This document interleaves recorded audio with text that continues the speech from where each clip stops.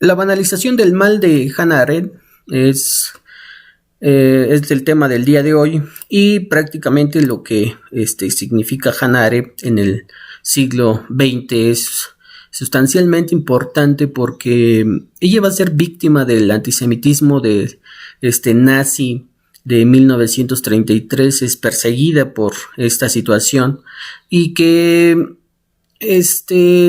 para ella realmente no se siente considerada como una filósofa con gran importancia, sino simplemente ella escribe lo que se le pide y se le encarga, ¿no? Al final de cuentas, hay una situación en esta parte con ella, porque al final, escribe acerca sobre la teoría política alemana. Sin embargo, dentro de sus aspectos importantes que de lo que ella escribe, es que siempre va a tener una tendencia a lo que va a ser la filosofía, el pensamiento filosófico de ella misma, ¿no? Tiene dos obras importantes dentro de su haber escrito, y que la primera es La condición humana, que la vamos a estar platicando ya casi al final en esta primera en la segunda parte de estas sesiones, y que vamos a hablar sobre cómo ella percibe la condición humana de aquellos años y de lo que sucede en la Alemania. Por el otro lado, vamos a tener una obra importante que es Eichmann en Jerusalén, y que es su obra más conocida y por la cual determinamos, o que viene a venir el tema de hablar sobre la banalidad del mal como una de las formas conceptuales que ella precede en su escritura.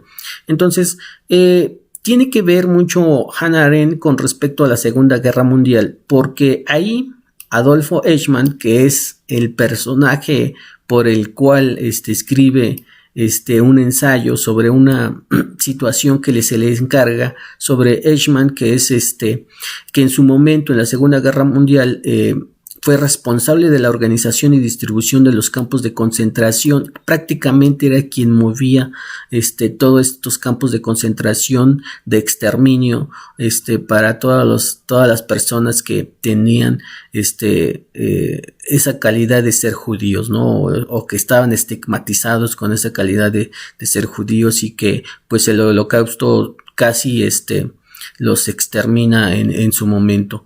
Y bueno, de eso es lo que vamos a hablar con respecto a Hannah Arendt, y que la pregunta aquí sería, y que ella misma también se hace en su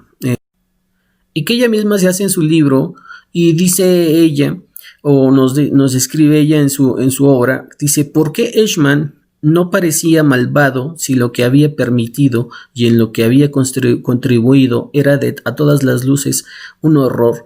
Y bueno, Eichmann es un personaje muy, yo no podría decirlo polifacético, pero sí tiene una situación ahí importante, por el hecho de que pues estuvo como responsable de toda esa organización de distribución de los campos de concentración, y que pues es aterrador, ¿no? O sea, imagínense que a alguien le digan: ¿sabes qué? Te vas a encargar sobre el exterminio de estas personas que tienen que ver con la idea de ser judíos, ¿no? Entonces, y pues prácticamente, pues sí, como que te viene a la mente cómo es posible que te encargues de esa situación, ¿no? Sin embargo, según lo que escribe Hannah Arendt, Eichmann simplemente no tenía una visión, o sea, prácticamente lo veías, y ella describe en el libro, en su obra, que lo veía y prácticamente pues no tenía nada que ver, o sea, era como una persona normal y natural como todos nosotros, y que absolutamente así lo define, ¿no? Que como una persona normal, común y corriente, como todos, ¿no? Que come, camina, duerme, desayuna, platica con los demás, ríe, y tal vez hasta llora, ¿no? Entonces, la normalidad de las personas a veces, contribuyen a tener ese ejercicio, de no presentar indicios de horror y de fatalidad, porque al final de cuentas, dentro de su carácter, de sus formas de ser, pues tienen eso, ¿no? O sea, son personas que que no divagan, sino simplemente están en una forma de contribuir a lo que se dice y se pide.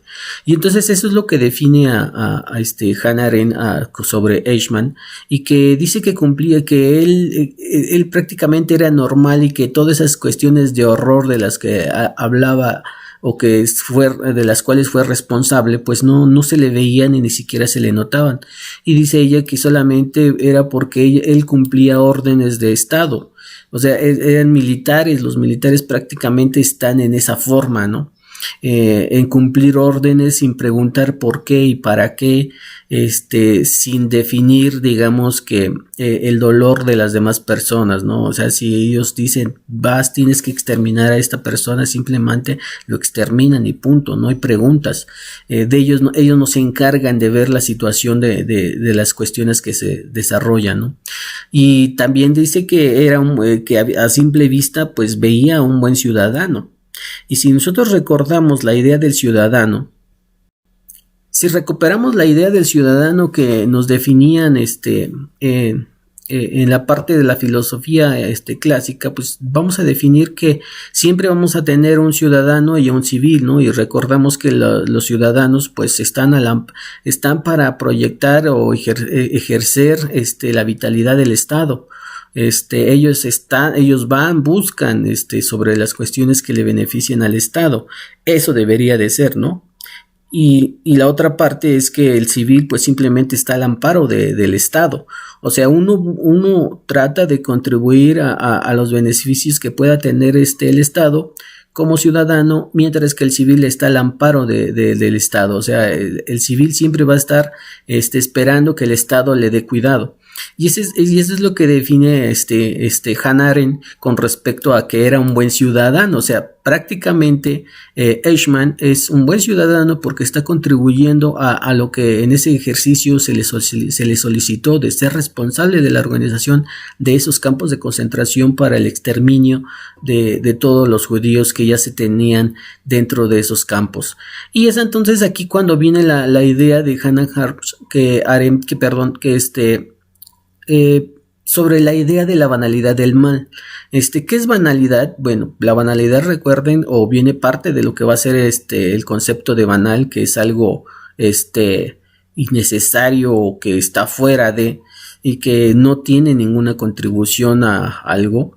Entonces, eso es, dice, o sea, ni siquiera contribuía al exterminio de los campos de concentración en algo benéfico para la sociedad. Para los alemanes simplemente era para ellos, en su forma de pensar, contribuían hasta supuestamente a mejorar la raza, ¿no? Que eso es lo que perseguía Hitler en algún momento, o que persiguió Hitler en tener una sociedad pura, ¿no? Con las ideas que ya habíamos hablado sobre el malentendido del superhombre de Federico Nietzsche. Y es así como Hannah Arendt pues define a Eichmann, y que dice y se vuelve a preguntar, ¿no? Viendo toda esta totalidad de lo que nos define en su artículo, que ve a una persona normal cumpliendo órdenes como todo buen ciudadano, y que nunca ve en su persona algo que le pueda repercutir. Simplemente era una persona normal cumpliendo órdenes, y que ni siquiera era necesario que él realizara eso, pero al final de cuentas lo realizaba.